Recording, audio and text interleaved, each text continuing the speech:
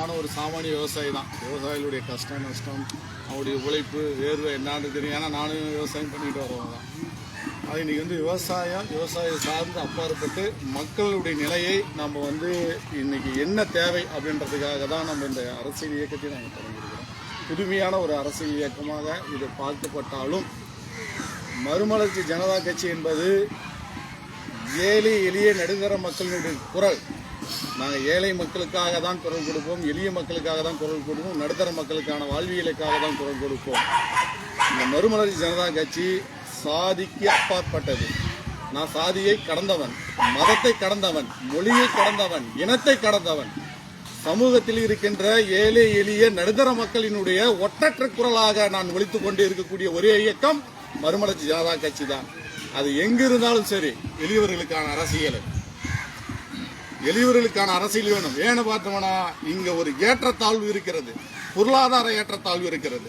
சமூகத்திலே கீழ் நோக்கி இருக்கிற மக்கள் கீழ் நோக்கியே தான் வாழ்ந்து கொண்டிருக்கிறார்கள். சமநிலை கிடையாது, பொருளாதார சமநிலை கிடையாது, வருவாய் சமநிலை கிடையாது, நம்மளுடைய முன்னேற்றம் சமநிலை கிடையாது. எல்லாமே இங்க ஏற்றம் இறக்கமாக தான் இருந்து கொண்டிருக்கிறது. இந்த ஏற்றம் இறக்கம் இல்லாமல் சமநிலை வாழ்க்கை, ஒருவருக்கு கிடைக்கக்கூடிய அத்தனை வாய்ப்புகளையும் வசதிகளையும் மற்றவருக்கும் கிடைத்தால்தான் இது சமநிலையான வாழ்க்கை முறை அப்படின்னு நம்ம கொண்டு வர முடியும். நாம உழைக்கிறவங்க உழைச்சிக்கிட்டே இருக்கிறோம், கஷ்டப்படுறோம் கஷ்டப்பட்டே இருக்கிறோம், ஆட்சி அதிகாரத்துக்கு வரவங்க வந்து கொண்டே இருக்கிறாங்க, நம்ம வாக்களிச்சுக்கிட்டே இருக்கிறோம். ஆனா நமக்கான உரிமையை, நமக்கான பொருளாதாரத்தை, நமக்கான கல்வியை நம்மளால் மீட்டெடுக்க முடியவில்லை. எல்லா தொழில்நுட்பம் வளர்ந்துருச்சு, இன்னைக்கு பொருளாதாரம் வளர்ந்துருச்சு, நாட்டில் வல்லரசு ஆயிட்டோம்னு சொல்லிட்டே இருக்கிறாங்க. இன்னைக்கு வீடு வாசல் இல்லாத எத்தனை பேர் இருக்காங்க? ஒரு வீட்டுக்கு சுண்ணாம்பு அடிக்கிறதுக்கு கூட வழி இல்லாத எத்தனை பேர் இருக்காங்க? ஒரு கூரை மேயினா கூட ஒரு சாதாரணவனால ஒரு கூரை மேய முடியறதா? அரசு வீடு கட்டி கொடுக்கலாம், இடம் கொடுக்கலாம், எல்லாம் கொடுக்கலாம். ஆனால் நிலையாக தான் உழைத்து தன்னால் உயர்ந்து தன் பொருளாதாரத்தை மீட்டு தன் பொருளாதார மூலியமாக நாம் முன்னுக்கு வர வேண்டும் என்பதுதான் நம்ம மறுமலர்ச்சி ஜனதா கட்சியின் நோக்கம்.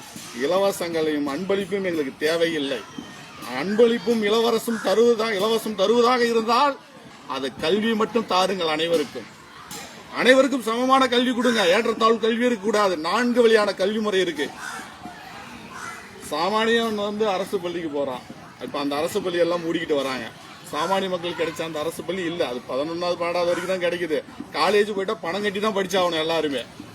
அடுத்தது பாத்தீங்கன்னா மெட்ரிகுலேஷன் இருக்கும், கொஞ்சம் பணம் கட்டி நம்ம படிக்க வைக்கலாம் அப்படின்ற ஒரு சூழ்நிலை. அடுத்தது பாத்தீங்கன்னா சிபிஎஸ்இ ஸ்கூலுக்கும் அதோட கொஞ்சம் கூடுதலான பணம் கட்டி படிக்க வைக்கலாம். இதை தாண்டி ஒரு இன்டர்நேஷனல் கல்வி முறை ஒன்று இருக்கு.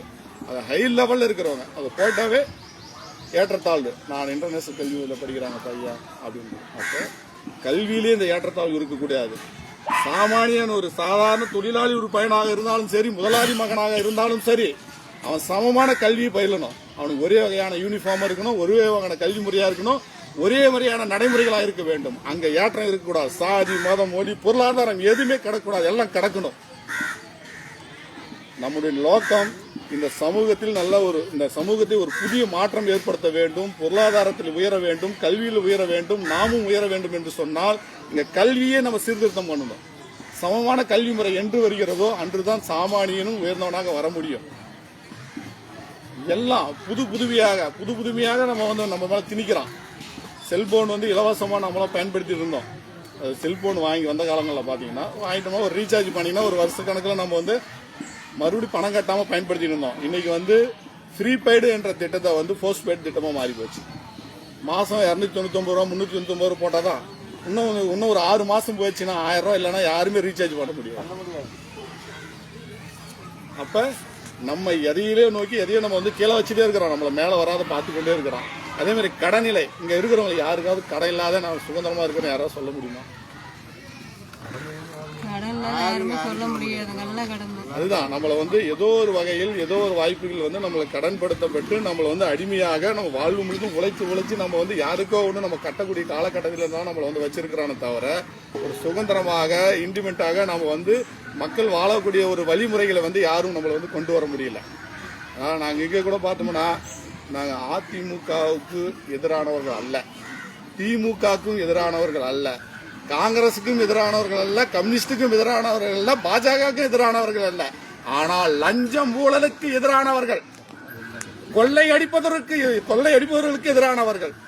எங்களுடைய குரல் சாதாரணமாக குரலாக ஒலிக்காமல் அவர்களை சின்னாபின்னமாக்கக்கூடிய ஒரு குரலாகத்தான் எதிர்காலத்தில் இருக்கும். ஏன்னா லஞ்சம், ஊழல், எதில பாரு லஞ்சம், எதில பாரு ஊழல், எதில பாரு கொள்ளை, எதில பாரு இது மக்கள் பணத்தை சுரண்டி சுரண்டி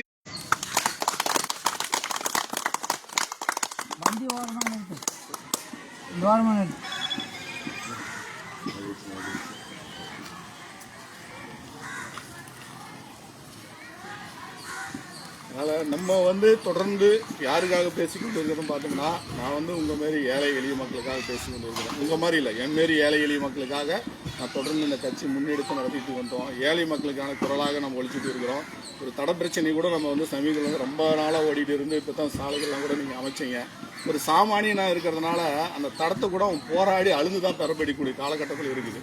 ஒரு நூற்றுக்கணக்கான விவசாயிகள் பயனடையக்கூடிய வழிகளை கூட நமக்கு அரசு உடனே மீட்டு எடுத்து கொடுக்க மாட்டேங்குது.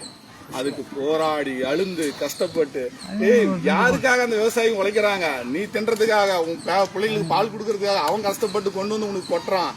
அவன் கஷ்டப்பட்டு அவன் அழுந்து ஃபீல் பண்ணி கூட அவனுக்கு நீ ஒரு தடத்தை கூட உன்னால அதிகாரிகளால வடிவமைச்சு கொடுக்க முடியல. உங்களுக்குலாம் எதுக்கு இந்த அதிகாரம், இந்த பதவி, இதெல்லாம் எதுக்கு வச்சுட்டு இருக்கீங்க? மக்களுக்கு ஒரு பிரச்சனை அப்படின்னு சொன்னா அரசியல்வாதிகளுக்கு அப்பாற்பட்ட அதிகாரிகள் இங்க வரணும், இங்க நிக்கணும், அவங்க செஞ்சு கொடுக்கணும். மக்களுக்கான பணியை அவங்க செஞ்சு கொடுக்கணும்.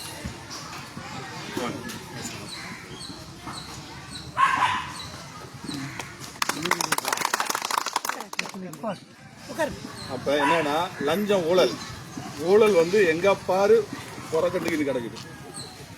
அதெல்லாம் குத்தி நம்ம எடுக்கணும். அப்ப என்னன்னா நம்ம கேள்வி கேட்கிற இடத்துல